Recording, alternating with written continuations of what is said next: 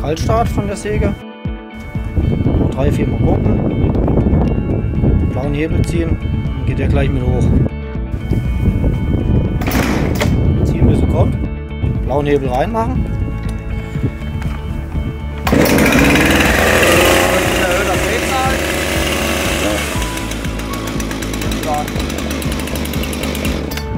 Aus. Warmstart.